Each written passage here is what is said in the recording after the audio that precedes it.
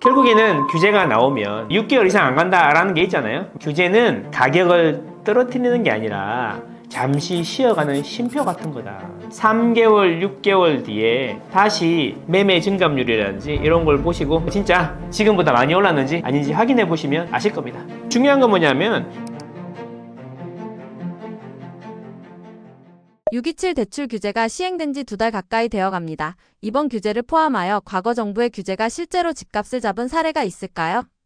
자, 결국엔 규제가 집값을 잡을 수 있냐 없냐의 문제인 것 같은데 그럴 수 있었다면 지지난 정권의 집값은 매우 안정됐었겠죠. 오히려 이제 규제를 하면서 이제 집이 오른다는 광고까지 하게 되는데 결국 이렇게 생각하시면 되겠습니다. 결국 집값을 올리는 거는 집이 좋아져서 오르는 게 아니라 돈이 늘어나는 거니까 규제가 돈을 줄이는 것이냐 라는 걸 생각하시면 됩니다. 그래서 대출 규제는 그나마 좀 효과가 있어요. 돈을 줄이는 거니까. 다른 것들은 다 돈의 방향을 바꿔버린다는 거죠. 그러니까 예를 들어 지지난 정권에 규제 지역을 지정했어요. 강남을 규제 지역 지정하면 사람들이 웃으면서 성동구 사라는 이야기구나. 성동구를 지정하면 그 옆에 동대문 사라는 이야기구나. 이런 이야기를 했거든요. 그 얘기는 뭐냐면 돈이 줄어드는 게 아니고 집은 계속 오르니까 그 돈의 방향이 강남에서 성동구로 가라 라는 방향을 바꾸는 거였단 말이죠. 근데 이번 627 대출 규제는 이 돈의 총량을 줄이는 거였으니까 효과가 좀 오래 갈 거라고 생각했는데 의외로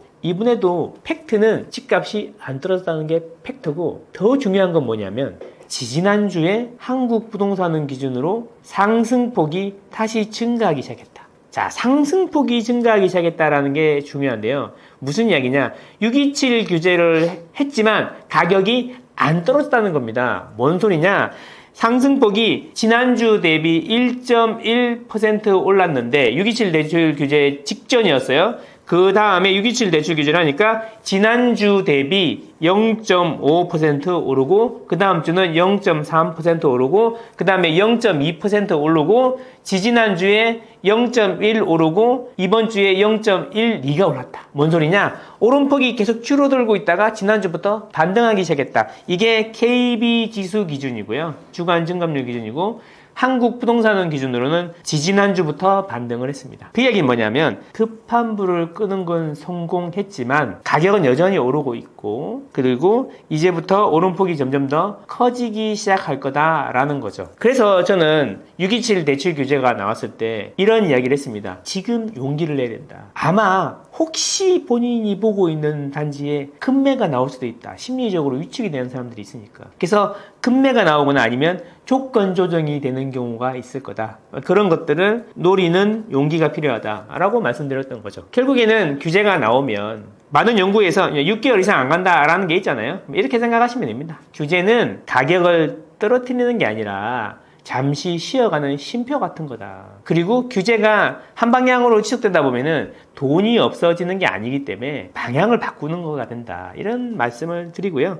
강남을 타깃으로 했으니까 이제 그 돈이 없어지지 않고 다시 가격이 오르기 시작하면 사람들이 집을 사야 된다는 심리가 또 발동되면서 이제 서울에 아까 말씀드린 A급지가 아니라 B급지, C급지로 전이가 될 거다. 저는 이렇게 생각하고요. 이 말씀을 듣고 찬성하시는 분들도 있고 반대하시는 분들도 있으시겠지만 3개월, 6개월 뒤에 다시 매매 증감률이라든지 이런 걸 보시고 노동관 금강구가 진짜 지금보다 많이 올랐는지 아닌지 확인해 보시면 아실 겁니다. 그런 부분이 그냥 무조건 내릴 거다, 무조건 오를 거다라고 하는 의견을 듣는 것보다 훨씬 본인의 자산 형성에 도움이 될 거예요. 돈이 많아지면 좀 더 행복해질 가능성이 높죠. 저는 그렇게 생각하거든요. 기본적으로 일용할 양식이 있어야 마음의 양식이 생긴다라고 생각하고요. 3일 굶어서 다음 안 넘는 사람 없다. 이런 이야기도 있지 않습니까? 그래서 잘은 모르겠습니다만 자산은 일단 좀 많으면 좋은 거 아니에요? 근데 중요한 건 뭐냐면 이건 본인 개인의 문제가 아니라 본인 및 본인 가족의 행복과도 관련이 있을 수 있다는 거죠. 본인이 행복해지면 본인 주변도 같이 행복해지는 거니까 이런 부분을 생각해 보시면 너무 감정에 쏠리지 마세요. 너무 오른다는 이야기, 너무 내린다는 이야기에 넘어가지 마시고 객관적으로 판단할 필요가 있다. 최소한 한국 부동산원이나 KBS에서 나오는 아파트 주간 상승률 정도는 몇 페이지 안 돼요. 그런 거를 한번 읽어보실 필요가 있고,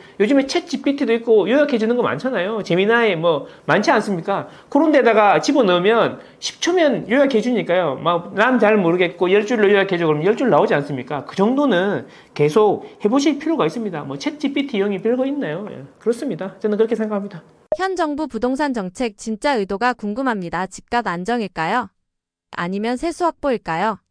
현 정부가 부동산 규제를 했던 건 제가 보기에는 우리가 소설을 너무 쓴 것 같다. 정부가 집값을 잡으려고 한 게 아니다, 이거는. 제가 보기에는 이재명 정부가 본격적으로 규제하려고 한 게 아니라 금융위원회 단독으로 낸 거다. 금융위원장은 바뀌지 않았잖아요, 현재까지는. 그러면 그동안에 한국은행이랑 금융위원장이랑 금감원장이랑 기재부랑 넷이서 항상 소통을 했었어요. F4라고 하는데 그 소통의 결과로 나온 거죠. 뭔 소리냐? 한국은행에서 금리를 좀 내려줘서 서민경제가 좀 활력이 있었으면 좋겠는데 왜 안 내려주시는 겁니까? 침체는 계속되고 성장률은 0%대로 접어들었는데 라고 하니 한국은행 총재가 계속 야 이거 내리면 집값 올라가 그래서 못 내리겠어 라고 하니까 그러면 저희가 집값을 좀 잡아드리면 금리 내리겠습니까? 오케이.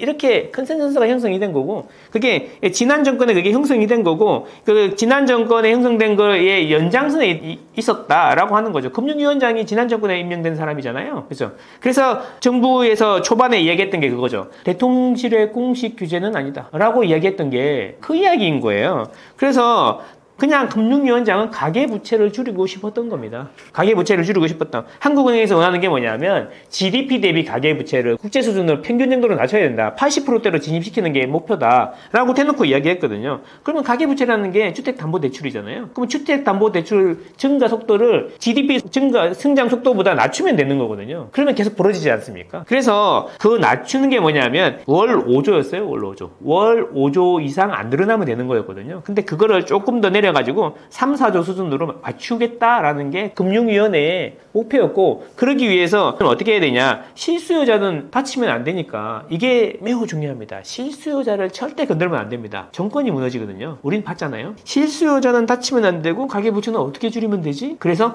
그러면 쉬운 방법이 있네. 8대2 그러니까 건수는 적은데 금액이 큰 걸 없애면 되겠네. 그게 이제 6억 이상이었던 거죠. 그래서 6억 이상 금융위원장이 분명히 이야기했던 게 뭐냐면 대출 받으시는 분들 중에 6억 이상인 분들은 10%밖에 안 되더라. 그래서 이 10%만 자르면 가계부채는 줄어드는 효과가 나타나는데 나머지 90%인 실수요자들 보호 효과는 있으니 6억으로 규제한 거다라고 한 거였거든요. 근데 이걸 가지고 이제 호소를 쓰고 있는 거죠. 다. 저는 그렇게 생각합니다. 그리고 정부에서는 분명히 이재명 정부에서는 분명히 이렇게 얘기했습니다. 세금으로 집값을 잡지 않겠다라고 이야기했거든요. 그러니까 이재명 정부에서는 이제 기본소득도 줘야 되고 쿠폰도 뿌려야 되는데 그러면 인플레가 자연스럽게 발생할 거 아닙니까? 그죠? 인플레가 자연스럽게 발생할 거란 말이죠. 인플레도 인플레지만 중요한 거는 이렇게 돈을 뿌리면 재원이 필요한데 우리 세금을 많이 걷어야 되는데 세금이 세 개의 축이 있죠. 우리 소득세가 있고 법인세가 있고 부가가치세가 있어요. 그죠? 이게 3대 축인데 문제는 뭐냐면 이게 개인소득세는 계속 늘어나고 있어요. 세수가 계속 늘어나고 있는데 법인세가 지금 급감하고 있는 거죠. 계속해서 급감하고 있어요. 그래서 이 법인세가 줄어드는데 돈은 더 써야 되니까 세수 확보는 해야 되지 않습니까? 그래서 저는 세금으로 집값을 안 잡겠다는 이야기를 믿지는 않습니다. 근데 추가로 여기다 법인세를 또 1%도 올려버렸잖아요. 그러니 다른 곳에서 세금을 땡겨와야 되는데 돈은 당장 써야 되고 하니까 결국에는 부동산을 건들게 될 거고 그래서 주식 양도세도 자꾸 손보려고 하는 거고 대주주 기준도 손보려고 하는 거죠. 근데 당장 이게 돈이 들어오지는 않을 것 같으니까 국채를 발행하게 될 거고요. 국채를 발행하게 되면 또 인플레가 오고 또 집값이 오르겠죠. 그래서 제가 보기에는 정부가 딱히 집값을 잡을 방법도 없고 어쩌면 집값이 좀 올라야 자연스럽게 재산세라든지 종부세라든지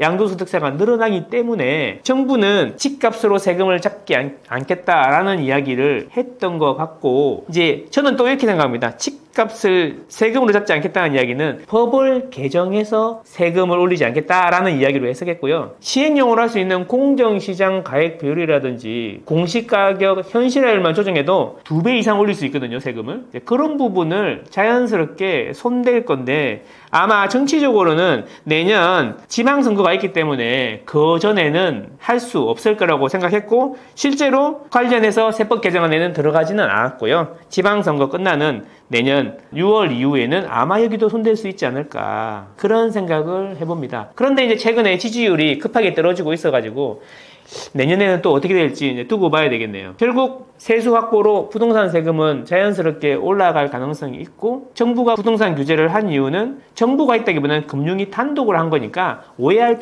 핀트가 약간 안 맞다. 오해하고 있는 것 같다. 대부분의 사람들이. 그런 말씀드립니다. 강남 3구 마용성 한강벨트 전반 등은 이번 규제로 실효성이 있을까요? 당장 금매가 나올 가능성이 있을까요? 자, 이번 규제의 대상은 어디냐라고 보시면 될 것 같고요. 강남 3구라든지 마용성은 분명히 충격이 있었습니다. 그래서 강남 3구나 마용성 같은 경우에는 규제 이후에 호가 상승폭이 줄었습니다. 호가가 줄은 게 아니라 호가 상승폭이 많이 줄었어요. 그러니까 지난주 대비 지난달에는 2천만 원 올렸는데 이번 주에는 1천만 원 올리고 500만 원 올리고 그래서 거의 0에 수렴하고 있어요. 강남 같은 경우에는. 그래서 당장 큰 매가 나온다라기보다는 일부 그럴 수도 있겠죠. 일부 그럴 수도 있는데 그거 몇 개 사라지고 나면 큰 매가 나올 가능성은 낮다고 보고요. 강남 3구는 규제의 대상이긴 했지만 가격이 떨어지기는 쉽지 않을 거다라는 게 저의 생각이고 문제는 의외로 마포구하고 성동구가 충격을 많이 받았습니다. 마포 같은 경우에 특히 충격을 많이 받았는데 마포는 호가가 실제로 떨어졌어요. 2주 동안. 그래서 금매가 일부 나왔습니다. 근데 이 금매들이 소화되면서 지지난주부터 다시 호가가 조금씩 올라가기 시작했고 성동구도 마찬가지로 거의 호가 상승률이 0에 수렴했다. 그리고 다시 오르고 있다. 0에 수렴했다는 이야기는 호가를 올리는 주인들도 있었지만 실제로 호가를 낮춰가지고 판 사람도 반 이상이다라는 이야기인 거잖아요. 그렇게 보면 금매가 나온 것은 강남이 아니라 오히려 마포하고 성동이었다라고 표현할 수 있고 크기도 이제 금매물이 어느 정도 정리되면서 호가가 다시 조금씩 올라가고 있는데 그래도 지난 호가보다는 조금 낮은 매물들은 반드시 있다. 평균이란 게 있기 때문에 그렇게 보고 있다. 근데 이제 그것들이 빠르게 회복되면서 오히려 지수 상승폭을 키우는데 영향을 주고 있어요. 실제로 보면은 지수가 상승률이 낮아지다 다시 높아지는 이 시기에 보면 마포, 용산, 광진구, 강동구 이런 쪽들이 지수 올라가는 걸 주도하고 있거든요. 그래서 좀 안타까운 게 이게 좀 더 갈 줄 알았는데 최소 6개월은 간다고 다들 생각했었는데 제가 보기에는 2달 정도밖에 안 갔고 실제로 가격이 하락하진 않았다. 이렇게 보시면 되겠고요. 그래서 정부가 급하게 공급 대책을 내놓느니 이러고 있는데 사실 구조적으로 공급 대책은 5년, 10년 뒤에 효과가 나타나는 거니까 장기적으로 이 슈퍼 사이클이 이제 가속도가 붙겠다. 이런 생각이 자꾸 듭니다. 627 대출 규제가 시행되고 전세, 월세 가격의 상승은 일시적인 현상으로 봐야 하나요? 전세 가격이 매매 가격이 영향을 받나요? 627 대출 규제로 집값이 조금 주춤하니까 좋아하시는 분들이 일부 보이시더라고요. 유튜브에도 보면은 댓글이나 이런 거 보면은 이제 집값 떨어질 거다라고 주장하시는 분들이 많은데 주택 시장이라는 공간이 커지지 않는데 돈은 계속 늘어나요? 그러면 묘하게 이게 가격이 올라갈 거라고 하시는 분들도 계신데 당연히 가격이 올라갈 가능성이 높지만 만약에 진짜로 이번 규제가 효과가 확실히 나타나가지고 가격이 하락하게 되잖아요. 그거는 가격 하락이라는 건 매매 가격의 하락인 거죠. 매매 가격이 하락하면 다른 사람들은 근데 집은 필요한데 매매는 안 하는 거잖아요. 그러면 전세나 월세로 몰리겠죠. 자, 근데 중요한 거는 이제 조건부 전세자금 대출을 막는다느니 또는 전세자금을 DSR에 넣는다느니 하면서 전세 공급마저도 줄이는 정책을 쓰면 제가 보기에는 매매가 떨어지는 만큼 비례해가지고 전세나 월세가 더 빨리 오를 거다라는 거죠. 전세가 가격이 내리려고 그러면 입주 물량이 터지면 됩니다. 이게 무슨 이야기냐? 전세는 정직해요. 그리고 그 지역의 입주 물량에 영향을 많이 받습니다. 지금 현재 서울의 전세는 지속적으로 매매보다는 많이 안 올랐지만 지속적으로 오르고 있거든요. 자, 그런데 지금도 오르고 있습니다. 지난주에도 올랐고 지지난주에도 올랐는데 서울에서 유일하게 2달 동안 전세가 조금씩 내리는 곳이 있는데 거기가 어딜까요? 거기가 바로 서초구입니다. 서초구. 다른 지역은 다 오르는데 왜 서초구는 전세가 내리는지 신기하지 않습니까? 바로 메이플자이 입주 때문입니다. 대규모 단지가 입주를 하니까 갑자기 전세 물량이 쏟아지면서 가격이 조정을 받고 있는 거죠. 여기에다가 이제 627 대출 규제까지 같이 터지니까 심리적으로도 더 위축이 되는 거고 주인들도 조금 더 호가를 내리게 되는 겁니다. 그래서 거의 2달 동안 전세 지수가 조금씩 낮아지고 있는 곳이 서초구고 다른 모든 지역들은 전세가 오르고 있다는 거죠. 자, 여기서 우리는 힌트를 얻을 수가 있어요. 전세 가격은 입주 물량의 정직하구나 라는 걸 우리는 알 수가 있는 거죠. 자, 그래서 이 서초구 같은 경우에 다른 데가 다 내리는데 서초구는 계속 오르고 있는 걸 보면 우리 이걸 증명할 수가 있는 거죠. 근데 제가 말씀드렸습니다. 2025년에 서울 입주 물량은 3.5만 호 정도 됩니다. 이거는 10년 평균 수준이거든요. 딱 적정하게 입주를 하고 있다는 이야기가 되는 건데요. 근데 제가 말씀드린 거는 앞으로 2026년, 27년, 28년은 평균 10,000호 밑으로 떨어진다는 거죠. 서울의 입주 물량이 1년에 5만 원은 돼야 집값이 안정된다고 했는데, 자, 그러면 1만 호까지 떨어지면 1만 호까지 떨어지는 상황에서 매매 가격이 안 오르면 그 돈이 다 어디로 가요? 전세나 월세로 가겠죠. 그래서 지금 전세 가격이 오르고 있고 월세 가격도 빠르게 오르고 있는 겁니다. 저는 참 안타까운 게 이런 주장들이 요즘에 매우 강하게 나오는데 전세 자금 대출이 갭 투자자들의 먹잇감이 돼갖고 집값을 올리고 그래서 전세 자금 대출을 해주면 안 된다. 이런 논리들이 많다는 거죠. 그렇게 해서 진짜로 전세 자금 대출을 안 해주잖아요. 그러면 전세 놓는 사람들이 줄어들겠죠. 그러겠죠? 그러면 전세의 유통 물량까지 줄어들 겁니다. 여기다가 우리가 2+2 갱신계약 청구권이라는 거를 시행해가지고 그게 올해나 내년 되면 만기가 돌아오시는 분들이 많거든요. 근데 2년 만기가 돌아왔을 때 전세 가격이 지속적으로 올랐기 때문에 대부분의 분들은 5%만 상승해주는 갱신권을 사용할 거란 말이죠. 자, 무슨 이야기냐? 신규로 입주하는 물량도 절망적으로 줄어드는데 전세가 올라가지고 갱신계약 청구권을 많이 하게 되면 신규 공급도 줄어들지만 유통 물량마저도 줄어드는 거죠. 우리가 2+2 했을 때 전세 가격이 급등했던 경험이 있는데요. 그 이유는 뭐냐면 유통 물량을 줄였기 때문에 그렇다는 거죠. 자, 이게 2026년, 2027년에는 이게 더 드라마틱하게 줄어든 신규 입주 물량에 전세 가격 상승으로 인해서 계약갱신 청구권이 늘어나면서 유통 물량마저도 씨가 마를 거다. 그러면 여러분, 그런데 이 와중에 전세 자금 대출도 줄이고 전세 갭 투자 못하게 해서 전세 공급 물량마저 줄이면 유통 물량을 더 줄이면 어떻게 될 것 같습니까? 이게 시장의 원리입니다. 시장은 생물과 같아요. 한쪽을 누르면 반드시 사이드 이펙트가 있습니다. 그거 혜택을 보는 사람이 있고 손해를 보는 사람이 있다는 거죠. 결국엔 전세자금 대출을 막는다고 하면 제가 보기에는 결국엔 월세나 전세가 오르게 되는데 전세자금을 대출을 막아서 갭 투자를 못하게 해서 만약에 매매가를 안정시켰다라고 하면 그건 이런 명제하고 명제가 되는 거죠. 임차인들의 고통을 기반으로 집값을 잡는 게 되는 겁니다. 저는 다시 한번 말씀드리지만 이제 2025년은 맛보기에 불과했다. 2006년, 7년, 8년은 적어도 3년 동안은 전월세 시장에 요즘 이런 표현 많이 쓰던데 지옥이 펼쳐질 수 있다. 저는 이렇게 생각합니다. 규제가 풀리는 시점 혹은 집값이 튀는 시점을 예측하신다면요? 제가 보기에는 규제는 안 풀릴 겁니다. 규제는 계속 나올 겁니다. 여러분들이 잘못 생각하시는 게 있는데 정부는 집값을 잡으려고 하는 게 아니에요. 집값을 안정시키려는 거죠. 집값은 그냥 물가 상승률 수준으로 계속 올라주는 게 좋거든요. 사실 그게 맞죠. 그래야지 신규로 주택 공급도 늘어나고 하는 거거든요. 시장의 원리가 동작하게 만들어줘야 된다는 거죠. 그러면 규제는 왜 나오냐? 너무 급하게 오르면 규제를 하는 게 맞습니다. 천천히 쉬어가는 거죠. 방향이 바뀌는 건 아닙니다. 쉼표 같은 거라고 제가 말씀드렸잖아요. 그래서 제가 보기에는 계속 말씀드렸지만 장기 상승 사이클, 아파트 슈퍼 사이클이 이제 시작했기 때문에 가격이 계속 오를 거고요. 그때마다 규제가 계속 나올 겁니다. 규제가 나올 거니까 이제 그 규제가 나오는 시기마다 심리랑 거래량이 확 떨어져요. 그럼 그때가 내 집 마련 기회다라는 겁니다. 상승의 방향을 바꾸지는 못하고 세기나 속도를 조절할 거기 때문에 그런 말씀을 드리는 거죠. 그러니까 뭐 집값이 규제가 풀려서 다시 튀는 시점은 예상하기는 쉽지 않죠. 누가 그걸 알겠습니까? 미래를 어떻게 어떤 규제가 나올지 언제 집값이 다시 튈지 이런 거를 어떻게 예측할 수 있겠습니까만은 지금 627 대출 규제는 아까 말씀드렸지만 한국부동산원이나 KB지수의 주간 아파트 상승률은 이미 지난주 상승폭을 다시 느리기 시작했다라는 겁니다. 그래서 집값이 다시 튀는 시점은 1, 2주 전부터 이미 시작됐다라고 보시면 되겠습니다. 그러니까 여러분들은 앞으로 규제가 나오면 그 폭락론자들이나 상승론자들의 이야기를 듣지 마시고 참고만 하시고 주간 상승률, KB에서 나오는 심리지수 이런 것을 보시면 그게 바닥을 찍고 반등하는 시점 그걸 보시면 됩니다. 주식이나 코인 하시는 분들은 차트 많이 보실 건데요.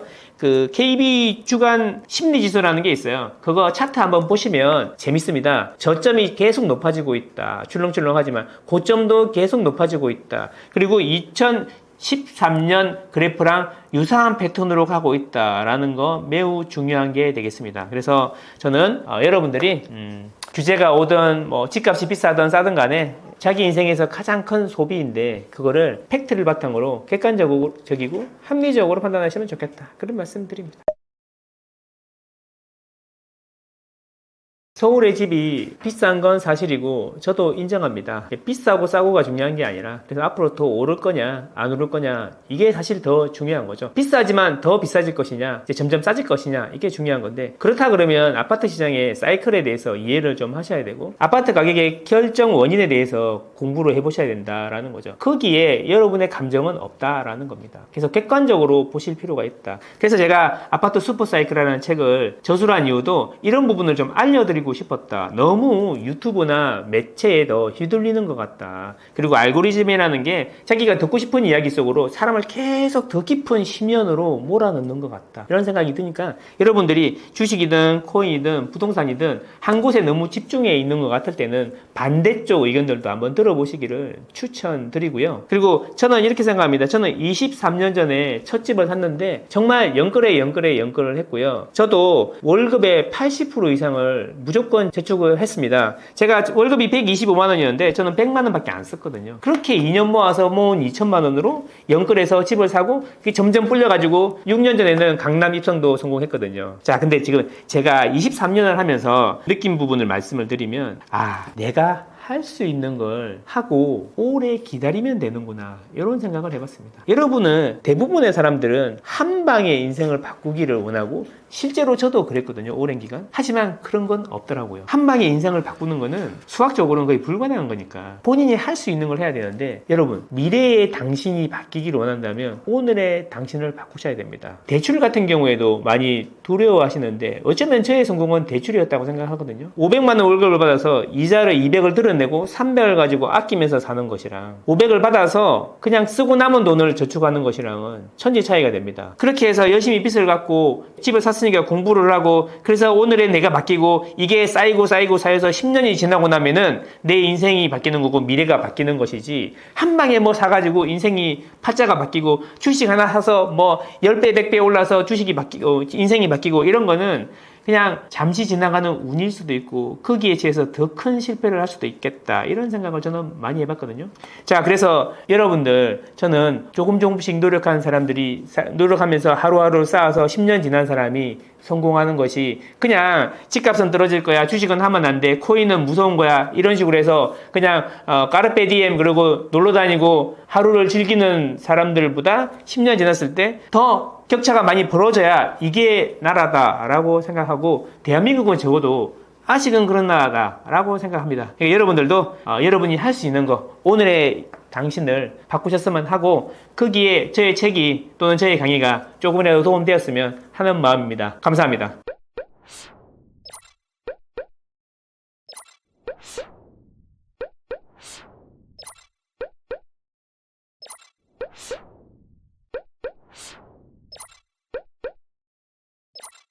you